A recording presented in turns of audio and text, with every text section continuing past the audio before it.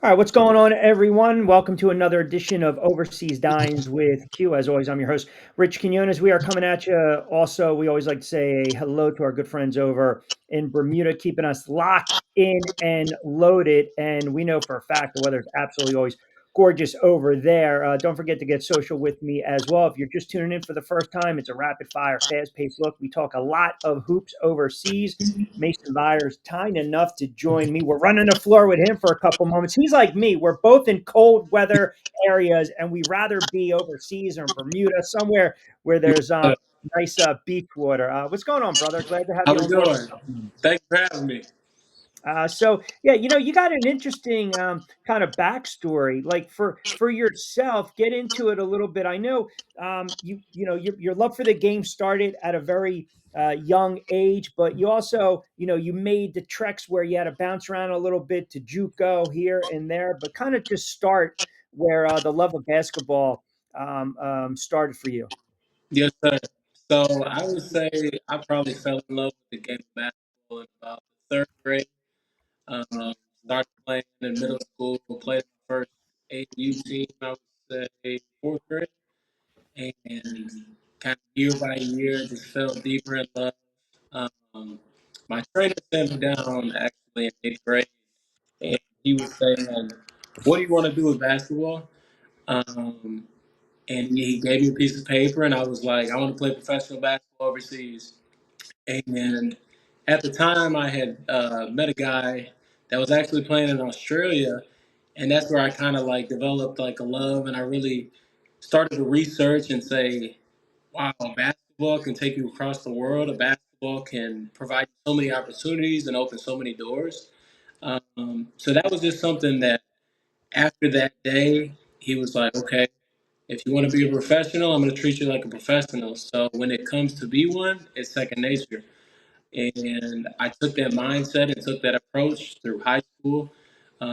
Ended up going to a junior college my freshman year, played at Oakland Community College, ended up taking a gap year the following year, went to another junior college, Morton College, which is about 20 minutes from downtown Chicago, and had a couple offers. I was an All American there. Graduated from Culver Stockton College, Yep. and then, like I said, I started my pro career in 2020. Pretty interesting. So now you went to, correct me if I'm wrong, Oxford Virtual Academy, your high school, right? Yes, sir. So I was tied into the actual high school, but there was like a virtual lab due to like one of the transferring rules. That was kind of the route I had to take. Okay. All right. Nice. And then I know Morton County Community College is the second oldest JUCO school in the state after Joliet Junior Yeah. College. And then you mentioned Culver Stockton. Yes, sir. I'm not too good with mascots. It's got to be it's got to be some kind of cat, right? Like a wild cat, something like. So with Morton, it was we were like a Panthers. It was Morton Panthers, and then Culver Stockton was Wildcats. When so you played, you balled out, you took that grind, right, and bounced around a little bit, and then you had an opportunity to play obviously overseas, Germany. Talk a little bit about the initial journey to get overseas. And I mean, how taxing could it be, especially if you're trying to rep yourself and get footage out there, or trying to make the appropriate and right contacts to have an opportunity to play over there. Kind of walk us through that.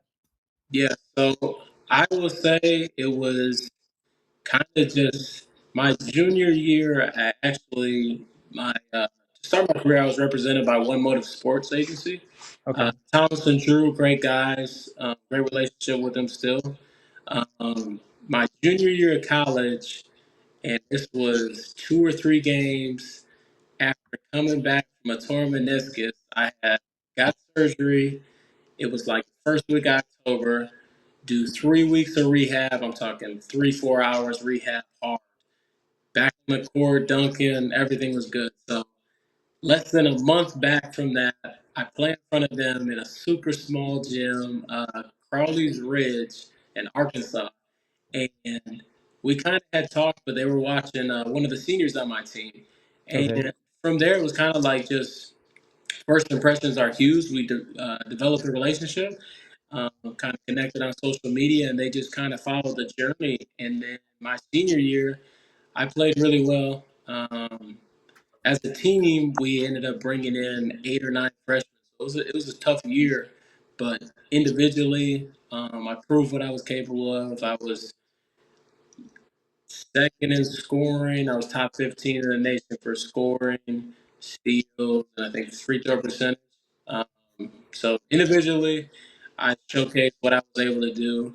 I was able to sign with them, and then coming out during COVID, it was actually tough because I believe I was home for 6 or 7 months before I got my first call. And Wow. I would say that's the biggest thing with overseas is just you have to stay ready because you never know when the opportunity is going to come. It could come off one call. You may not hear anything for multiple months. And actually, in my pro career, I faced that twice. I faced that um, when I finished playing in Albania. I waited 391 days before I got a call from Germany and went in there. And then, same thing, 526 days until I got a call to report to Canada for training camp. So the biggest thing with overseas is I would definitely say your approach as a pro on and off the court, you have to stay ready for that opportunity because you never know when you may get the call. You never know when you're playing, what eyes may come on you. So I would say the biggest thing as far as representing yourself and really pushing your name and marketing is getting videos out, Yep. showcasing the film because you can't be one of those guys where it's like, oh, I played college 3 years ago and now I kind of want to play pro. Where what do 3 years is a long time. You may average 20, but you may have put on 20 more pounds. And what do you look like? Correct. So I would say that's one of the biggest things is just staying ready for any opportunity that comes your way. It it's great insight. Like, I know in talking to so many players that have ventured overseas or they have the ambition to play overseas, they're like, "Well, I got clips." And I'm like, "Yeah, but you have to have more than that. Like, you have to 100%. have um, perception is reality, right? Optics are everything at the end of the day, and you got to carry yourself a certain way. You got to attack it a certain way. You have to have like a body of work. You have to have a resume, right? You got to have that Yes, passport ready. Everything's got to be updated.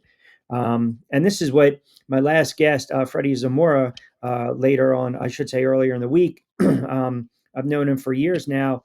He's not only a coach, but he's also kind of like that middleman conduit. He's got so many connections overseas, and he's always telling me, "Listen, Rich, half these players, they're approaching me the wrong way, hitting me up and saying, 'Hey, man, I'm a dog. I can ball.'" He's like, "That doesn't fly." no, And as you mentioned, you can show great clips, but you can be sitting on the sofa watching football for a couple months and put on for 15 sure. to 20, right? For Um, sure. yeah, and the other thing, and I know you can speak to this, the one, I guess, it's so mutual across the board. Every player tells me that you are there to do a job, period, because they will cut your ass, they will release you, they will send you home. I'm not going to say if you breathe the wrong way, but if you don't buy in, Yes, sir. yeah, No, that's it's definitely a cutthroat business because yeah, man, I can share one story with Albania. I want to say I caught a flight Wednesday. No, no, caught a flight Thursday. Got in Friday afternoon, give or take, let's say 2, 3 p.m. Practiced that night at 7 to 9 p.m. So after a 20 some hour flights, delays, connections, everything, practice that Saturday and then play Sunday. So think about it, a 2 day turnaround. You're playing your first game and they're expecting results. And that's the thing with this career is that's what it goes back to what I said earlier. Is just you got to stay ready for the opportunity. You got to be in shape because, like you just said, if you take a couple weeks off and you get that call and you underperform in a sense, you may be 3 steps ahead that you got an opportunity, but now you're 3 steps back, and now you may have to take an opportunity at a lower level with less money. But it's definitely a crazy story and it's a crazy career. There's so many stories that have been shared, but it's a blessing, and that's I knew what I signed up for. So it's always that exciting. yeah, that and listen, you have to have a little craziness to you to want to do it, right? I mean, look, you have to be. I don't care what you do. If you are in any walk of life, if you really want to be successful, you have to almost be borderline obsessed, Yes, right? You sir. have to perfect your craft. It doesn't matter. Like, and if you take pride and you perfect your craft and you put the time in, then it's going to show because, especially in sports, ultimately it's a results driven entity. So you might carry yourself a certain way, and everyone, hey man, Mason's a good kid. He's a good guy. Yeah, he's got some hops. He's got some skill. He can, two-way player. He play both ends of the floor. All right, stick him on the floor and let me see. Yeah. Right? I have to see it. And that's kind of, man, I'll tell you, to go and have that lull, like 300 something odd days, 500 something odd days, and not get that call. Now, I would imagine like back in the day, now we have all cell phones, but maybe back in the day, you're waiting for, you're touching the phone to see if it's warm, getting ready to Yeah. ring. But, Yes, sir. mentally, how are you able to stay sharp, not become discouraged? And I would assume you were probably going twice as hard in the gym, Yes, knowing sir. that no one was calling you. Yes. I mean, both of the stretches were crazy because I was working a full-time job, and I still had the commitment of, hey, I'm still going to get this deal and I'm still going to be ready when opportunity comes. So, for instance, with the 526 days, like I would wake up at 4 a.m., 4:15. I'd get my two workouts in. I'd lift. I'd get a basketball workout in, and then I'd go work from 8 to 4. And then following that, I'd usually train a couple clients after that. So, I mean, I'd have long days, early mornings, long nights.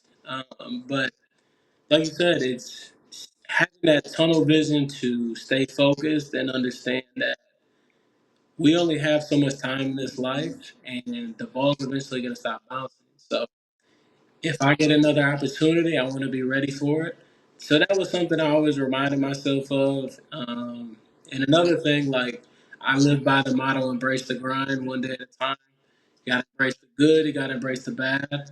And that's something I just always live by. And honestly, I feel like I, in a sense, have an advantage because I sat out in high school, I sat out in college, and it's almost like God had designed my career and journey to be one of those people that's able to withstand the adversity and challenges that come your way. So I would say it's nowhere easy. The easy is not the word, but it's something that it's how can you, like you said, be obsessed with the process when you may feel like you're just day by day putting in so much work, but it's almost like you're stagnant where you haven't got an opportunity, you haven't got a call. But now, when you do get that call in those first 10 games, you're playing phenomenally, showing consistency, and you're everything they wanted. That's where you got to look back at the work and the pile of work you put in. Like, no, this didn't just happen in the last 2 months and 10 games. This happened in the 500 days where there was consistency, showing up every single day and relying on discipline, not motivation. Yeah, I'm a big believer in the mental and the spiritual, but more or less the mental warfare, right? Because Yes, sir. no one can get you up except you at 4 o'clock in the morning. No one can tell 100%. you go stretch, go do your miles, go to the gym, get your shots, go work your job, collect your check, stay the course, be focused. That's all on you, brother. Yes, And sir. it's a different animal, man. It's just a different animal. People talk, talk, talk, talk, talk, but at Yeah. the end of the day, do you really want it, right? Because even if again, I go back to just how people come off, and you don't just you can get over there and you play and maybe it doesn't work out, but you've made it. That's the Yeah. thing. Like it's always about staying the course and enjoying the journey. And you look back and you say, man, all those times running by myself, from Michigan, running it. I Yeah. saw the video running in the wind. Not many people are running in Yeah. the wind, right? Yes, sir. Yes, sir. Right. So doing that and putting in that time, where does that drive and desire that you have come from? I would say honestly, kind of shout out to my trainer, Vernell. We call him Kool Aid. That was been my only trainer since fourth grade. He instilled, and he was one of those people that really believed in me. He put a lot of that into me, but I would also say my mom. Same thing. She was in marathons, triathlons, CrossFit. I think that was just something I kind of inherited from her, was just a work ethic. Um, but yeah, I would say those two people were huge in my lifestyle, huge in my lifetime. Of almost in a sense, just removing emotion even when you don't feel like doing something. Yep. Um, it has to be done. The work has to be done. So that was something that I kind of saw at a young age, and it was something. I'm a very observant person. I believe the quote of "God gave us 2 ears and one mouth, so we should listen twice as much as we talk." So I'm always observing the room. I'm always trying to take something from people, and those were two people that were huge in the journey for sure. Yeah, well, reading the room is also, something I can relate to. That's street smarts. That's Yes, not sir. necessarily book smart, right? You know, you can kind of see the BS coming around the corner, but you can also read the room for the positive. And as you said, with your trainer and your mom to kind of instill that work ethic and drive and discipline in you. How would you, it's kind of a loaded question, and I'm sure you get it all the time, but, how would you describe your game? I would explain my game as one of those players that is just going to go out there, and in no shape or form do I want to compare myself to Russell Westbrook, but he's one of those players that he's going to give you 100% every single night. And Kobe's my favorite player of all time. So, same thing. It was just like, what mentality can I bring to the court as a 6 foot, 185, 190 pound guard that every single time I step on the court, I have the opportunity to walk in with nobody knowing me, to walk out with people knowing who I am and wow, who is that player? Like, you can really feel him on both ends.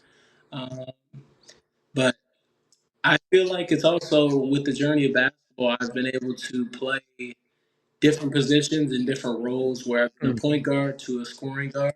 yep. And that's another thing as a professional, my opinion on it is how can I go into a team and be impactful, whether you want me to be a playmaker, a scorer, a facilitator.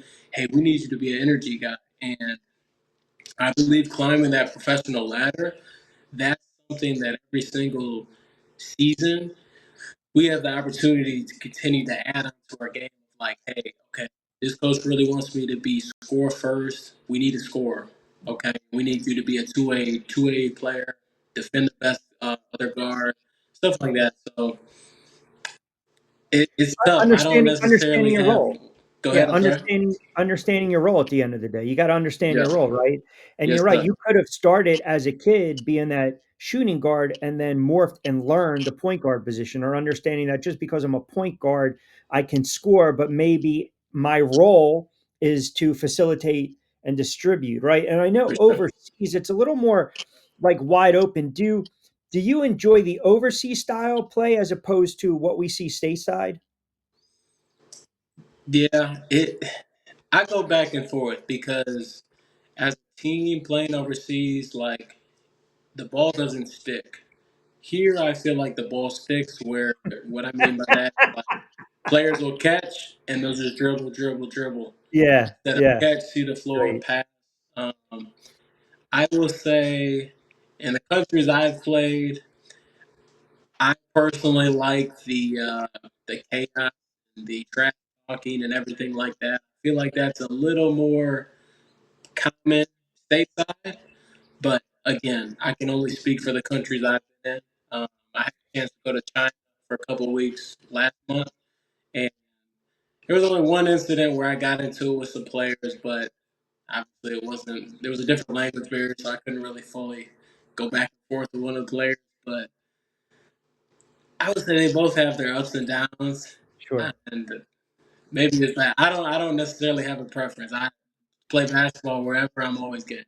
Yeah, you strike me. You can go right now if a couple guys are they need an extra. They need that ninth and 10th guy in the parking lot. You'll go play right now. Yes, sir. Yeah, I might have to borrow that, sticks to the hand or however you Yeah. worded it, during the broadcast. Yeah, I'll give you credit for it, though. We don't have to trademark that. I'll give you credit. Now I know, you're back stateside, obviously, and I know you're looking. Can you just give us an update without peeling back the curtain too much? Because we know there are, other leagues, Yeah. stateside. You got some lookers, you got some feelers. You think you're going to land somewhere relatively soon? Yeah, it looks like I'm gonna be headed to Canada soon for a training camp. So Good. definitely excited to get that announced. Should be in the coming weeks. But I'll head over there second week of December, and as long as everything goes to plan, the season will start towards the end of December, and then you usually run till the end of April. Really depends how we do in playoffs, but definitely excited for that opportunity. They have some really good teams, in Canada, obviously, with, the TBL expanding to the Yeah, BSL, the Basketball Super League. They fluctuate players in and out. yeah, I know I mentioned before we came on the air, they're, pardon me, revamping the hmm United States, um, Basketball League. I think it's tough at times because some of these smaller leagues, they just don't have the funding to keep a lot of these markets alive. And what happens is, pardon me, what happens is that, um, seasons don't last, teams fold. But the beauty of it, you do have an opportunity to keep jumping to league to league to league, and then you can go overseas and you can come back. So I think there's availability and there's opportunities here. I am curious and again, I asked this to all the players, what is alluring to you? What is the appeal of playing overseas? I would say the biggest thing is the fact that a 22-ounce ball can take you across the world, and you can get paid for playing a child's game. You get to experience the culture of a completely different country. You get to build friendships that can turn into relationships, whether it's with a woman, whether it's with your teammates, where you could develop that brotherhood. Basketball can take you across the world, and I would say that's the biggest thing where it took me to places that I would have never imagined. And especially, like you said, talking now, thinking back to when I wrote it down in eighth grade of what I wanted to do. But you never know where basketball can take you. And that's the biggest thing I tell all my clients and people I come across and kids that are aspiring to play high school to college, or maybe they want to play pro, is you never know where the basketball will take you. So you never want to leave it and, in a sense, like leave the game regretting, like, oh, I could have went harder. And that's my biggest thing is what I try to tell is just you never know what doors are going to open. If obviously, if everything works out in Canada and you're playing and you're getting your reps in, you know, the irony of life, right? Where you're probably playing and you're balling out, and then maybe you do get that call overseas. Like, is Yeah. that going to be an easy decision? Is that going to be a hard decision? Are you going to have to weigh your risk to reward? Yeah, I feel like you definitely have to weigh your risk to reward, but at the end of the day, I'm a person where with this career, you kind of have to what's going to be the best for your trajectory and what's the best move for it sets you up for the next move where okay, you're locked in now, but are you able to secure something where maybe you can get a deal with the player option of a plus one? With overseas, unless you're playing some of those higher levels or higher respected leagues, you're not necessarily going to have that much stability in the sense of, okay, I'm signed, locked in for 2, 3 years. Right. You could be locked in for 4 months and then, okay, 3 months, what am I going to do? I'm back home. So I got to find a part time job or whatever the case to make ends meet. And then you're right back into it. So obviously, the perfect case scenario is okay, go here for X amount of months, and then right from there, maybe you lock in and go for another X amount of months. So I would say that's the biggest thing. But either way, it's a tough decision because right when you get comfortable and you feel like you're gelling, it's almost like the rug could be pulled from underneath your feet where it's like, oh man, I got to make a decision. And it might be a better decision to go and start right all over. But like I said, that comes with the career. Two more for you, and again, I appreciate the time. You mentioned, going to a couple of different JUCO schools, and obviously to grind it out and hustle and show your worth, and then dealing with injuries, and then going overseas, and coming back and fighting, scratching a claw, and getting up early and working that full time gig and putting the time in. Was there ever a moment that you can recall? A day, a morning, a night, pre-workout, during a game, after a game, on a flight home, just driving around your car where you were like, you know what, man, this ain't gonna happen for me. I feel like everyone has those moments at different times of their career. But like I said, I rely on the mantra of what I live by is embrace the grind one day at a time.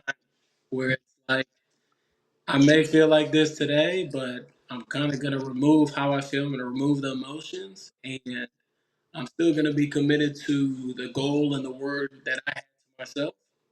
I'm gonna see this through, and I may feel like this for a couple days, but me going into the gym, that's my therapy, and that's how I clear my own head of clarity of, man, I'm having these thoughts and I want to put it all out there, but then it's like, for me, the gym is that's where I go, I break my body down, and then I'm right back to it. Well, you mentioned, man, you're a Michigan guy. You're running around, you pop in a little Eminem, a little 8 Mile soundtrack, and you're ready to go. You're good to roll, right? Yes, sir. Are you a overall sports fan? You a football fan at all? I'm a sports fan. I don't necessarily have any favorites. I watch a little football, but I'm not the hugest. Basketball, we could talk all day from You women a to Pistons fan? everything. What's that? You're a Pistons fan? I will say I don't want to say I'm a huge Pistons fan. Of course, I'm a rep Michigan, and I think we're almost number one. We're tied for number two right now. Listen, Pistons are a good team, man. They're a young team. It's so, yeah, but at the end of the day, I say you really get into the basketball season, the NBA, Yeah, right around the holidays. That's yeah, when you start for to see sure. teams kind of separate. And you still got football, you got college football, right? So everyone's kind of Yeah, entrenched in that. But then everything kind of dies down a little bit. yeah, And well, it dies down to this regard where you're 15, 20 something odd games in the NBA season. The game's tough to watch because yeah, they play no defense. It's so wide open. yeah, And, for me, it's funny because even calling games stateside in different leagues and then having an opportunity to do some stuff overseas, I enjoy the overseas games because of the ambiance, the atmosphere. I yeah. mean, these Yes, fans sir. are fanatical. The game is so wide open. It's almost like theatrics. It's like an event. Yeah, and that's the other thing is like those sports events. If I wish the people that go to the games in the stateside had an opportunity because videos don't do it justice. And then you also have to think like some of these, let's say Panathinaikos in Greece, like or Serbia or um, some of those other EuroLeague teams, like those are the main teams. There is no football, there is no Right. baseball. Like Right. that's the main event, and that's why you see so much emotion and like the fans, like they look forward to that for the whole week. With Yeah. basketball and football, everything going on, there's so many other things that are like different factors pulling people in different ways. Yeah. But no, I can't like the atmosphere there is just it's not really comparable. Yeah, no, I'm hoping one day I'm over there courtside. I'll take doing the remote right now, but some of these venues, it looks insane. And then lastly, before I let you get out of here, I know you mentioned you got some stuff cooking in Canada. Did you want to push anything social media where people can kind of follow the journey as well? Yes, I would say I'm on Instagram at Mason Vires. I will say I push a lot of the daily routine of workouts on and off the court, a lot of like reels where it's really detail oriented. Obviously, I showcase and share all my basketball journey. Anyone that's a big coffee fan can definitely check in. That's one of my hobbies outside of basketball. Shout out Eminem Connect, Caffeine Connect. Uh, and I would say on YouTube, Mason Vires. So those are my main two platforms I'm on. Feel free to give me a follow. And again, thank you for this opportunity. Thank you for having me. No, I appreciate you jumping on board. Great journey. Best of luck, man. You got a fan here, and like you said, keep grinding. And certainly appreciate you running the floor with us on this edition of Overseas Dimes.